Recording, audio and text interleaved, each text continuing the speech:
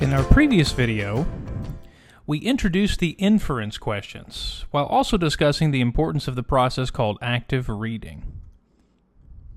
In this video, we will examine the vocabulary and reference questions, and discuss the importance of improving our overall vocabulary knowledge. Once again, we need to remind you that there are 10 question types on the TOEFL. So in this particular video, we're looking at question types 5 and 6.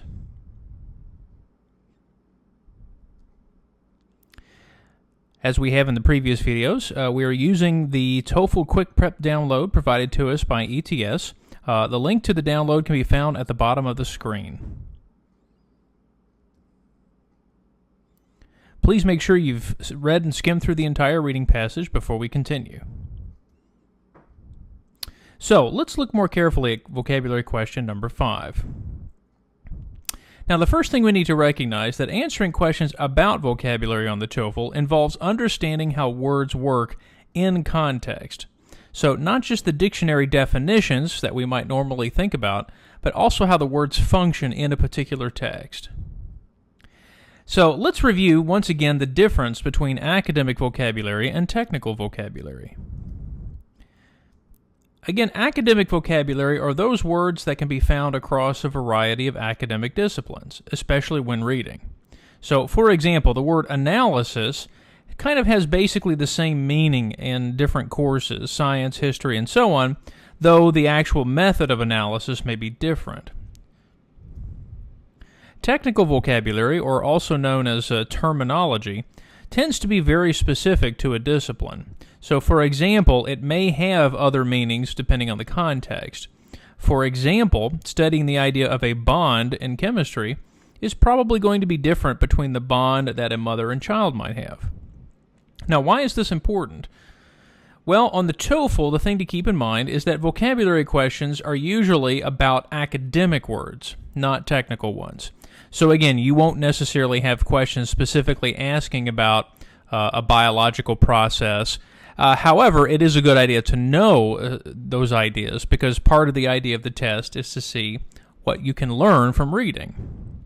So that's the thing we have to keep in mind, is that you will see some technical vocabulary, but the idea of the test is to see if you can learn about it, just like you would do in a freshman level university course.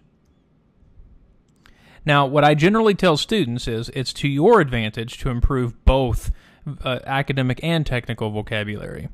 Of course, the TOEFL is mainly designed for high school students who have perhaps just recently studied these issues in school. For adults, it may be a little more difficult because it might have been a while since you studied these concepts. So now looking more specifically at the vocabulary question. First off, vocabulary questions are easy to identify, since they really involve just asking about the meaning of a word or expression, and you can identify them generally with these words in the prompt. The word, blank, is closest in meaning to, and then you have to choose the definition. So once again, we're using passage number 1, the Rise of Teotihuacán, that you see from the download. So look at the questions following the reading passage. Can you identify which ones are the vocabulary questions? Well, again, they're fairly easy to see. So in this case, questions 1, 3, 4, and 8. And from my particular experience, generally the TOEFL will ask many vocabulary questions, often because these are the sort of foundational questions of the text. And also because generally vocabulary questions are worth fewer points. Well, let's go ahead and look at a question. We're actually going to look at a few questions to do some analysis first. Then we're actually going to go back and discuss the answers. First off, let's look at the first question there. The word massive in paragraph 1 is closest in meaning, and then notice we have several different choices. So first off, on the test, you will see the word highlighted in the actual text where you need to read. So in this case, we're looking at paragraph number 1, and there's the word massive there kind of in the middle. So first, let's talk a little bit about strategy. How actually do vocabularies work in a particular text? Well, the thing I like to stress is that vocabulary words function in a local way. Vocabulary words usually interact with other words in a sentence, but not usually to other words outside of the sentence. So the idea here is to think that vocabulary is a local idea, where the immediate context will help in determining the use of the word. That's something to keep in mind because, again, you don't have a lot of time on the TOEFL. Vocabulary questions should not take very much time to answer at all. So in this case, what are we going to do? Well, you will see here a series of steps that we're going to follow that will help us in kind of explaining how vocabulary works. So first off, we're going to highlight the immediate context of the word. So in this case, just the sentence that it's included in. So now we've highlighted it there in blue. Now, of course, it's possible that there could be information in the sentence before and the sentence after, but for now, we're going to start with just that immediate sentence. So we're going to remove the rest of the text and just focus on that one. So now we've just focused on the one sentence. Now, the next thing I would suggest is we're going to blank out the word, and that means I'm going to remove the word just for a moment. Oftentimes, when students are reading, they tend to focus too much on the particular word itself, and if they don't know the meaning, they often forget about how the other words in the text can help add some information. So we're going to take the word away just for a moment and then start looking at how can the other words in the sentence help us. So the first thing we need to think about is we could put many ideas in this blank, but our goal, of course, is to find an answer choice that fits with this context. So in this case, let's think for just a moment, just by looking at our answer choices. Which meanings do not seem to fit with the context? So take a look just for a moment and see. How will we know which ones fit with the context? Well, we're going to kind of line them up side by side here.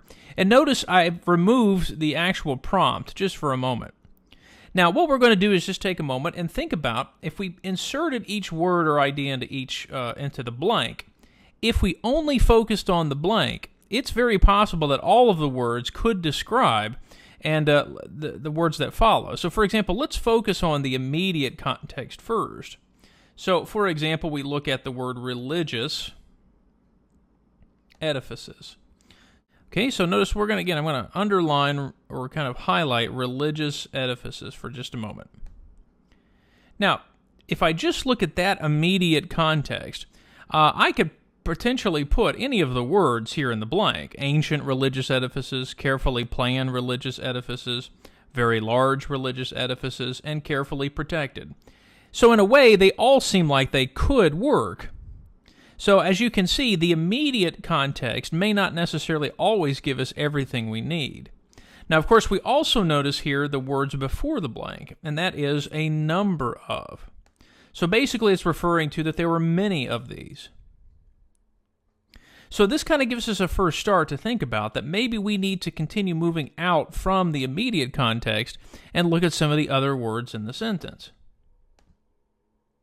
So we focused on those immediate collocations, and we found that so far it looks like many of these particular words could fit.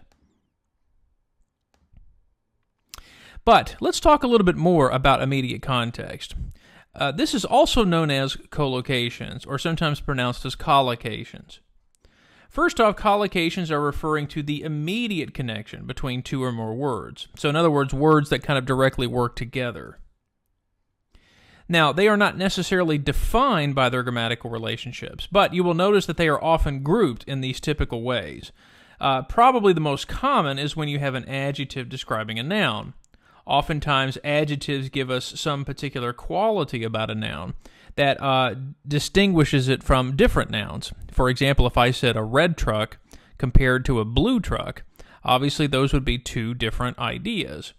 So in a way, adjectives and nouns kind of seem to go together, but notice that sometimes some adjectives don't go together with certain nouns. So for example, if I said fire truck this time, most of us would usually think of the colors maybe red or yellow, but we probably wouldn't think of colors like black or blue.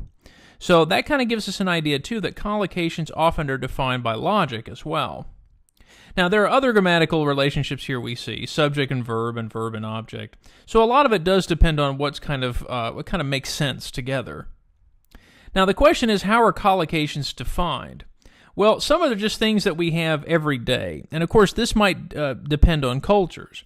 For example, here in the United States, when we generally think of bacon, we always associate the word eggs. So, for example, this little expression, bacon and eggs, generally is something we think about. And oftentimes, we also think that collocations are in a certain order. So, for example, you would not say eggs and bacon. We generally would say bacon and eggs. Here's another one, black and white. Again, generally when we start with black and, most people would think of the word white to follow. Coffee, for example, here in the United States, many people think of cream and sugar going together. So perhaps you can think of some others that you've heard in everyday communication.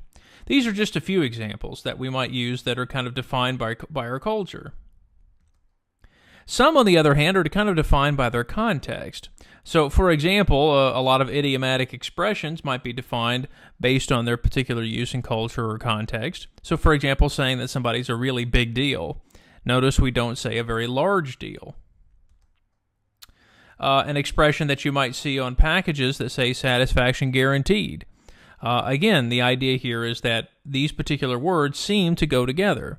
And notice we don't use other words in their place. For example, we don't say satisfaction promised. So the idea here is that these two words kind of work together. Another idea, of course, are things like laptop or notebook computer. Again, a laptop computer, we often think of these two things as working together. So again, notice we don't necessarily think of anything else with laptop. Generally, we don't think of a laptop book, even though we put a book on our lap when we read. So again, a lot of these are defined by their culture, by context, but they seem to belong together. So getting back to our immediate collocations for a moment, we have a number of religious edifices. So again, first off, let's make sure we understand what religious means. Again, religious is also describing the word edifice. Well, an edifice is a type of construction, a building, for example, or perhaps even a temple. So we know that we're looking at many religious temples or religious buildings that they're talking about. So again, those particular collocations might help us in figuring out the answer. However, if we noticed from the previous slide, the idea here is that many words could go in the blank there. So we may have to continue to look elsewhere for more information, elsewhere especially in the sentence. So as we continue to look at the context, one of the first things we can think about is we're talking about the idea of Teotihuacán at that time. Again, at that time, it had lots of these different things. So, for example, if they have this particular building or construction, would it necessarily be considered ancient at that time? Obviously, it would be ancient to us now because that civilization was a long time ago. But in this case, would it be ancient at that particular time? Well, that doesn't really seem to make sense if we do think about the context of the story. So that's probably one that we might want to eliminate in just a moment. So now we have our three choices: carefully planned, very large, and carefully protected. So in this case, we're probably going to have to keep looking a little bit further out to figure out the answer. So part of the idea now is to move slowly away from the immediate collocations to some of the other ideas in the sentence that might help reinforce the meaning of that missing word. And again, notice the word itself is still taken out of the context so that we can focus on the rest of the sentence.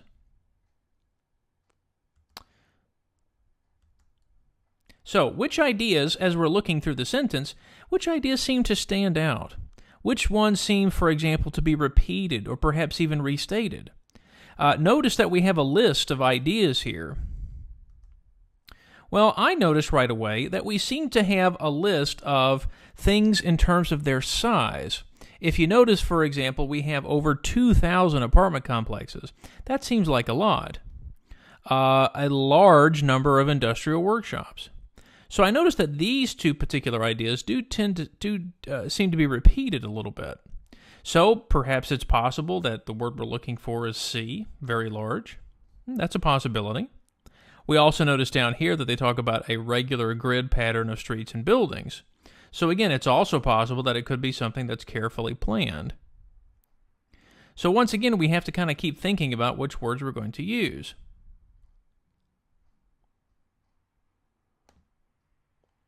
So B and D do seem possible, but do they really seem consistent with the rest of the context?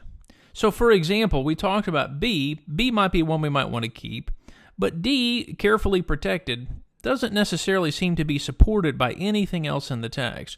Nothing else seems to be talking about being protected. So in this case, we might want to go ahead and eliminate D as well. B could be a question mark. But we did notice that two other ideas were being repeated, over 2,000 and a large number. So in this case, I think the answer we're looking for is going to be C. Massive, if we look in the dictionary, does mean something that is very large. So in this case, since these are talking about buildings, it's most likely, or construction sites, it most likely would make sense that C is going to be the answer. Now, that took quite a bit of work, but this is the thing we also need to think about. Oftentimes, there are other tricks and concepts that can confuse us and perhaps even help us. So we need to pay attention to the other tricks and ideas that can be used on the test. For example, words often have multiple meanings. So one way the test tries to trick us is to give different meanings of the word as part of the answer stem. So these definitions can't be used in these particular contexts. So it's possible that sometimes the TOEFL is looking for the second or third meaning of the word instead of the first one. So we're going to jump now to question 3 just for a moment. We see the word pinpoint, and we see the answer choices below. Now, let's imagine for a moment that you know something about the word. You might be even able to guess a little bit about looking at the meaning, though the TOEFL would not be generally that easy to just guess by looking at the word. But, for example, you may not have recognized, but one meaning of the word pinpoint is describing something. So, for example, that could be the answer, or could there be another choice that could be another meaning? That's something we have to think about, because it's possible that two of the definition choices could possibly both be part of the word pinpoint. But we have to remember the goal is to find the word that fits into this context. Now, another way the test tries to trick us is using confusing roots and affixes. Now, let's talk about what these things are. So, first off, roots and affixes are referring to different parts of a word. So, if I have a word, the word in question may have a root or affix that we might recognize, and it's possible it may even have a similarity to one or more of the answer choices, but it's not going to work in this particular context. And again, this is how the TOEFL, I think this is probably one of the more common ways the TOEFL is going to try to trick you. Well, first off, let's talk about affixes. First off, affixes are those parts that we add to the beginning and or ending of the word. So the affix that goes at the beginning is called the prefix. The affix that goes at the end is called the suffix. Now, not every word uses these ideas, but many academic terms do. So that's why we have to pay attention to them, because many of the academic words you could see on the test might contain these concepts. So our goal really, our key is to understand each function. So let's look at prefixes just for a moment. Prefixes are found at the beginning of the word. Now keep in mind, not every word has a prefix. But for example, you might have seen prefixes such as in and un, miss, dis, con, pro, m. For example, if I take m plus possible, we come up with the new word impossible, which means not possible. Miss and take, where we make a mistake on something. Suffixes, on the other hand, can be found at the end. Now again, not every word has a suffix, but I do want to stress that many academic words do have suffixes. And suffixes often tell us what part of speech the word is. So, for example, is it a noun? Is it a verb? Is it an adjective? There are several different suffix types that I would recommend that you need to learn. For example, there are two kinds of noun suffixes, generally nouns that are people and nouns that are things. For example, ist, scientist, teacher, Ian, electrician, shun, in this case, which is also very similar to the ending there of trition, but it sounds the same. Information, meant, management, iti, reality. There are also verb suffixes. En oftentimes is used to make something. So, for example, weaken means to make weaker. Eyes, such as energize, and ify, like beautify, to make beautiful. There are several adjective ones. For example, us and generous, able and knowledgeable, and full and beautiful. Finally, roots are kind of referring to the core meaning of the word, the actual kind of where the word comes from. Oftentimes, you can add the prefix and suffix to the root to change its meaning and or its part of speech. So, for example, take the root bio. Now, bio by itself does have a root and a suffix. For example, biology has a root and a suffix. The root is the part bio, which means life. The suffix ology means the study of. So in this case, the meaning of the word biology is the study of life. If we add another suffix, we could say biologist, a person who studies biology.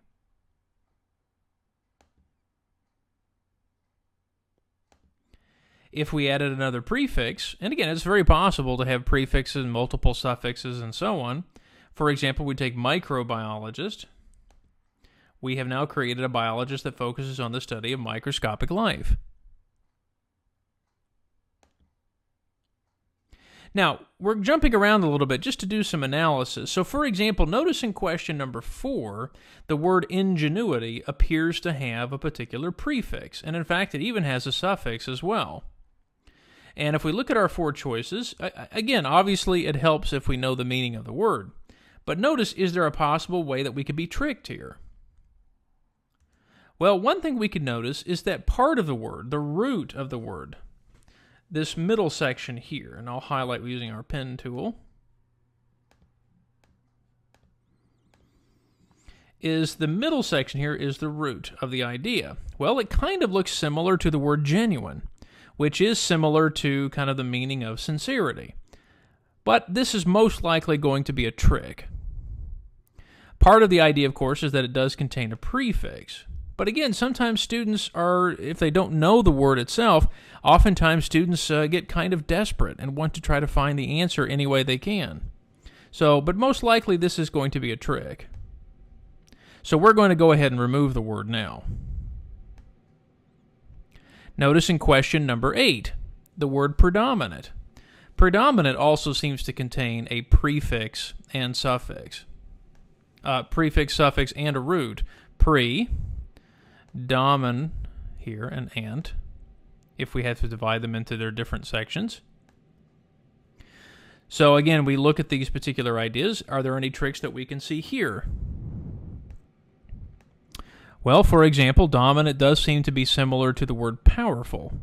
So could we confuse that with the words most aggressive or perhaps even most productive? Well, that's a possibility. We also notice that it contains the prefix pre, which usually means before. Could we confuse that for the word earliest? Again, that's a possibility. Now, we're going to keep these answer choices when we look at this question a little more carefully in just a moment. So first off, let's go back and notice pinpoint is included here in paragraph 2, and the word ingenuity is included here. So first we're going to start with ingenuity. So again, we're highlighting the immediate context around ingenuity. So now we're going to remove the rest of the text and focus just on that particular sentence. And of course, it's a fairly long sentence too. And we notice there are lots of things in the list here, lots of commas that we see being listed. So now let's blank out the word. You might remember we did that for our previous example. So we're going to remove ingenuity just for a moment and start focusing on the immediate context. So notice the collocation we have with the word and. The something and foresightedness of Teotihuacán's elite. Generally, when we use the word and, it kind of indicates that maybe both ideas are fairly similar, or that at least they're similarly defining the word elite. So that and foresightedness is probably going to help us here. Now, of course, it also helps to know what the meaning of foresightedness means. Again, this is a word that has lots of parts to it, fore and sighted and ness. So again, this may be a challenge for us. This is why the TOEFL oftentimes is not an easy test to guess on, because oftentimes there may be other words in the sentence that we don't know either. So as we look at just that particular excerpt, and again, remember with ingenuity, we removed one of the answer choices already, we start to see that we want a word that kind of goes together with the word foresightedness. Now, first off, let's see if we know the word foresightedness. Well, in this case, when we think about sight, we do think about how we see something. Fore means kind of like before, and ness is referring to a particular condition. So, for example, like happiness. So, foresightedness is referring to kind of the ability to see and predict in the future. So, in other words, they're able to plan for things in the future. They have foresight. They can see things perhaps even before they happen. So as I look at my choices, once again I think, well, ambition, for example, could define elite, but does ambition necessarily go together with foresightedness? Maybe. Faith? Well, in this case, faith is referring more to sort of like trust or belief, not necessarily looking at predictions that we can see in the future.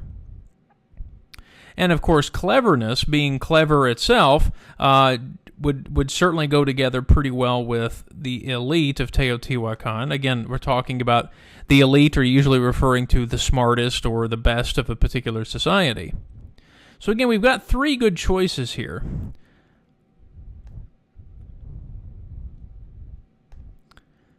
So, which one should we eliminate first? Well, again, most likely we're probably going to eliminate C. Again, faith in this case would probably be referring more to either trust, belief, or even religious belief, which is not necessarily included in this immediate collocation here. So in this case, we're going to drop C.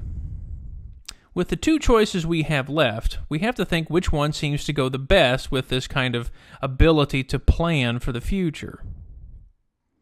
Well, even though ambition would seem to make sense when talking about people who are trying to, maybe move up in a society, the truth is they are already elite. So in this case, I think the word we're looking for is probably referring to their ability to be smart or intelligent, because we're talking about also their ability to plan and see the future. So in this case, the actual answer is the answer D, cleverness. Okay, now let's move on to pinpoint. Once again, we're going to highlight the text, and you notice that the text itself is the same.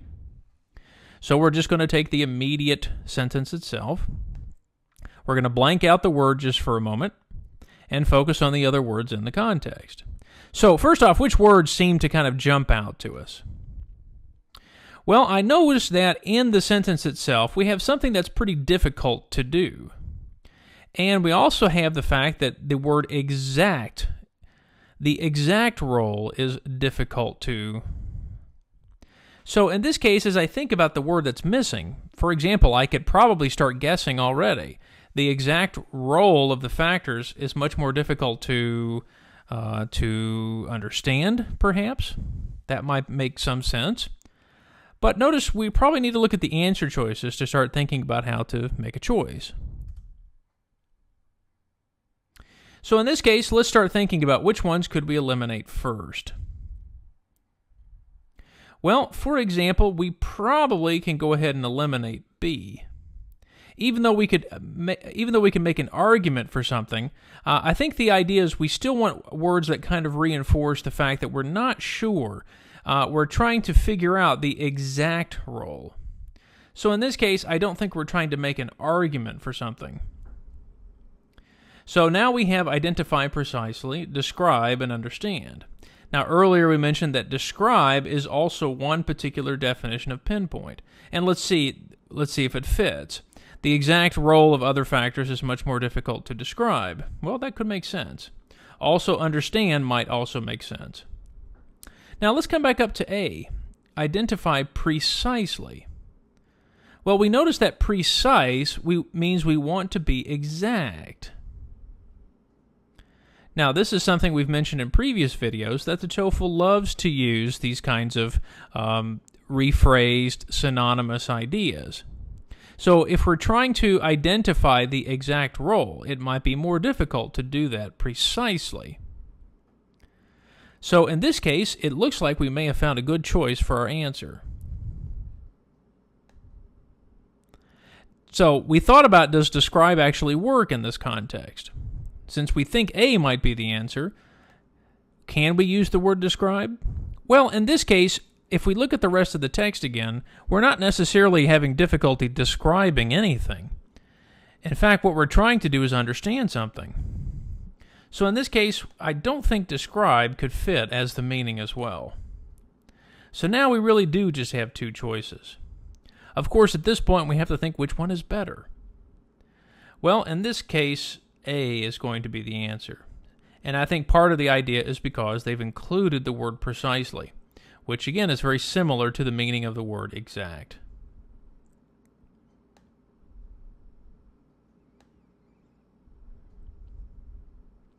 Now let's look at the next one, predominant.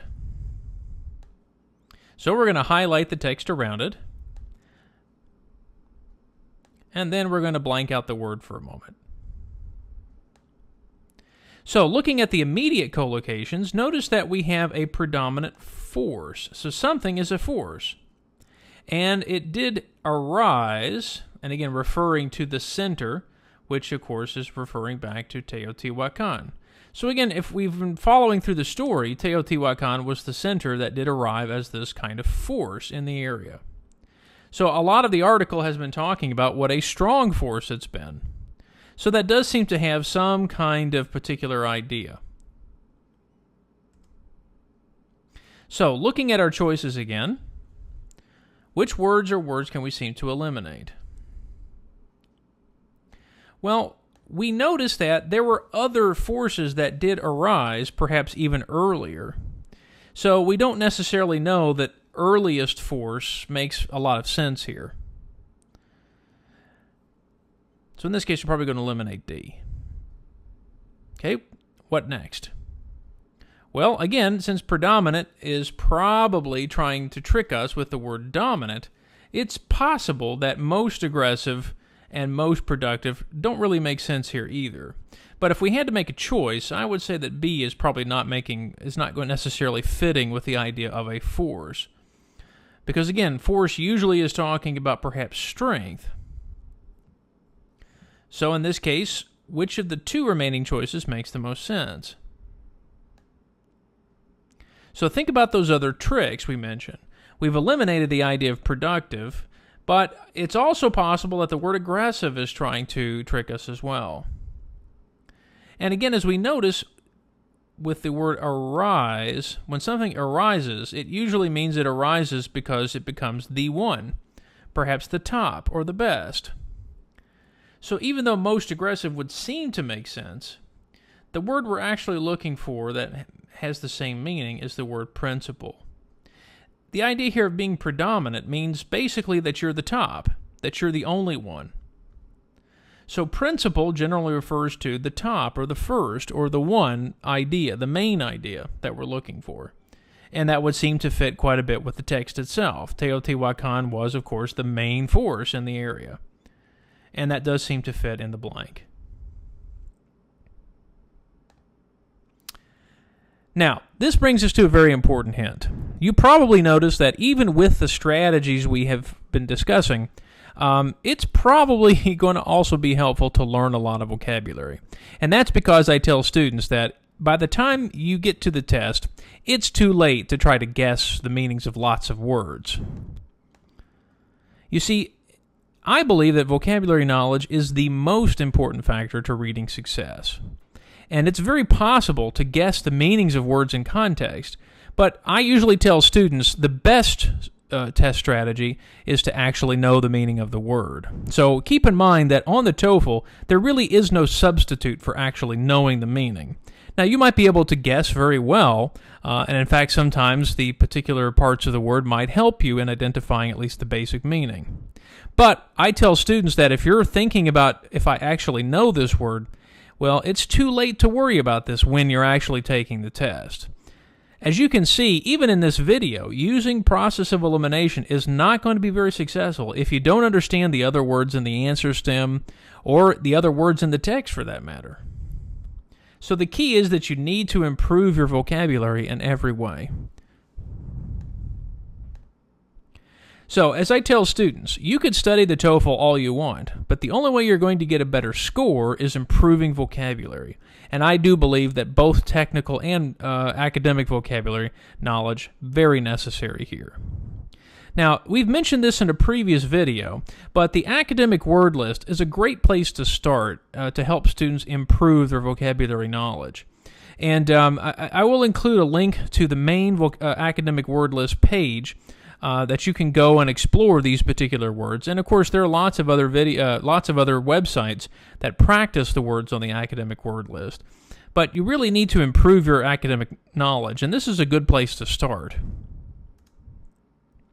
And I also tell students that it would be a very good idea to expand your daily reading, including topics such as science and history and other academic areas you might find on the test. Now, again, that doesn't mean it's going to be interesting necessarily, but that's the only way you're going to improve your ability to read. Okay, so now we're transitioning to the reference questions. Now, the first problem here is that the TOEFL Quick Prep download that we have does not actually have any reference questions for us to examine. So we're going to discuss a little bit what reference ideas mean, and then kind of maybe look at a sample question as to how it might be questioned on the TOEFL.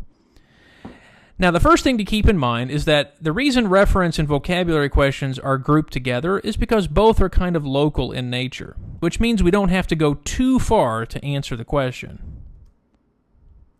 Now, again, I will include a link of a lot of these words that you can kind of go and study. But when we refer to referent or referent usage, we're generally referring to pronouns. So, for example, you'll see here on the screen subject pronouns, object pronouns, possessives, for example, reflexive, even demonstrative pronouns and adjectives, indefinite, possessive adjectives. There are other words, too, that can refer to what we call antecedents. Antecedent just means previously stated words. So, for example, certain adjectives or adverbs. So, for example, if we said something like previously discussed or a prior point, these particular words can signal that this is something we discussed before. Oftentimes, you may even see synonyms or similar words kind of function as a referent idea. For example, if you see the word instructor in one sentence and then the word teacher perhaps in another, you need to kind of be aware that they might be referring to the same person. And then finally, we could also have words that represent collective ideas. So, for example, if they listed 4 ideas, you might see a sentence later that says the 4 ideas previously discussed, talking about all of them as one group. So again, antecedents are those particular ideas that reference words are referring to. Now, we're just going to take a sample paragraph here. This is paragraph number 3 again. I want to see if you can identify all of the different reference words or reference ideas in this paragraph. So you might want to pause the video for a moment and see how many you can find.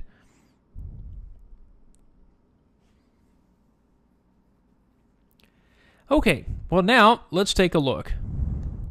So if you notice, I have basically highlighted several different ideas here in the text, maybe even more than we thought of at first. And again, these may not even be all the ones in the paragraph. But the idea is all of them could be used as referent ideas, which means they could be referring to something either previously stated or stated afterwards. And that's the idea, is that sometimes we don't necessarily pay attention to them or think about how they could function to refer to something else. For example, look at the one here that says around this time. Well, what time are they referring to? Well, again, they're referring to the time before 200 BC. So we actually have to kind of go backwards here to figure out the last time that was mentioned. Notice I also highlighted a number of relatively small centers. Well, these particular centers are referred to again as a number of relatively modest towns. Notice how they're kind of synonymous with each other. Notice the word rival in this case is a rival. Well, that's referring back to Quiquilco, which was a rival to Teotihuacán. So notice how a lot of these words are asking us or signaling for us to go back and look at this information again. Now, we're not going to look at all of the different reference ideas, but I do think that it would be helpful if we looked at least one of them.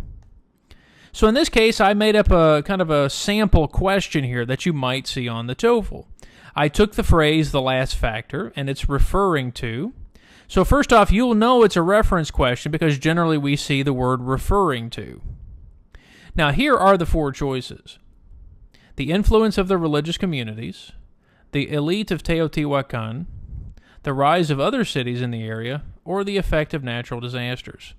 Now, first off, notice that the phrase, the last factor, is referring to a singular concept.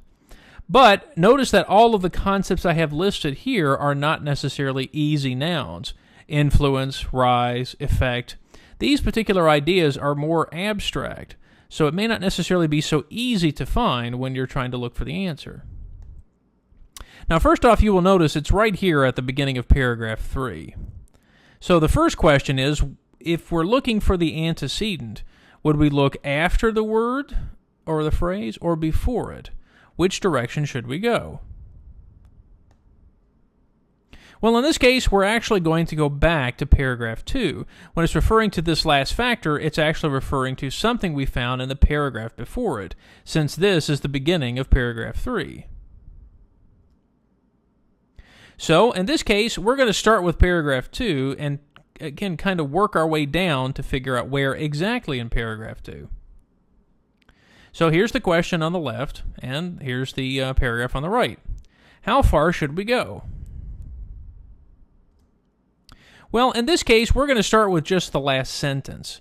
Because reference ideas are kind of local ideas, we can't go too far to figure out the particular meaning. So now we've just highlighted or removed now the actual the rest of the paragraph and just focused on the last sentence. Now, as I look at the sentence, I see, wow, there are a lot of ideas listed here. So it is going to be kind of a challenge to figure out where exactly. Well, the most logical place to start would be the actual part immediately before the reference idea. If you remember, reference words generally refer to antecedents immediately before it. Now, that's not always true, but that is something to keep in mind when you're actually beginning to look. That's very much like the vocabulary question. Look for the information immediately before and after it. And since antecedents usually come before, let's see which ones we can start eliminating. Well, as I look at the idea before, it is talking about something about volcanic eruptions, perhaps even the impact of natural disasters, because I see the word finally here. So, for example, would we use the influence of religious communities as the answer? Well, again, that does not seem to be listed immediately before the last factor. So we're going to remove that just for a moment. Now, of course, we remember that paragraph 3 is talking about volcanoes. So, again, that's very possible that we're talking about volcanic eruptions. Could we be talking about the elite of Teotihuacán? Well, again, that's the idea that's immediately before this one. But since paragraph 3 is talking about volcanic eruptions, we probably can eliminate that one too. Now, what about the rise of other cities in the area? Well, that was mentioned in paragraph 3, so we might want to keep that one just for a moment. Of course, we were also talking about volcanic eruptions, which was also discussed in paragraph 3. So which one do you think is the answer? Well, in this case, this is one in which the immediate antecedent, the one right before it, would probably make the most sense, simply because the phrase, the last factor, was connecting paragraph 2 to paragraph 3. Now, this wasn't exactly a perfect TOEFL example, but it gives you an idea of how to start thinking about where to find the answer.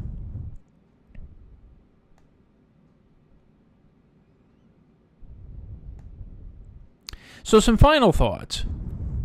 Recall that Type 5 vocabulary questions ask you to find the meaning of a particular word in context. Again, that's a very key thing, not necessarily just the first meaning of a word. Reference questions generally ask you to identify the correct antecedent for a reference word. So in other words, it's asking for which word is it referring to. Now, if you recall, both vocabulary and reference questions function in kind of a local way. So the idea here is start with the immediate words before and after them to figure out the meaning and or antecedent. For vocabulary questions, it's especially helpful to blank out the missing word for a moment and focus on the possible collocations and other supporting words both before and after the blank. And remember, sometimes you may have to look a little bit further in the sentence to find the answer. For reference questions, the important thing is to focus on the possible antecedents of the word or the actual words in question. Now, some things to keep in mind: is the antecedent going to be singular or plural? Is the antecedent itself going to be before or after the reference words? Most of the time, antecedents come before, but once in a while you could get tricked. So just remember, don't assume that the words closest to the reference words are always the antecedents. It is possible that sometimes they're asking about an idea that was mentioned maybe even in the sentence before. So keep in mind that one of the tricks they might use is focusing on antecedents that may not necessarily be right next to the reference word itself. Now, we discussed some common TOEFL vocabulary tricks. For example, we talked about distractors that contain possible meanings of the word in question, but perhaps don't fit in that particular context. We also talked about distractors that can confuse the meaning of the words with words of similar roots and or affixes.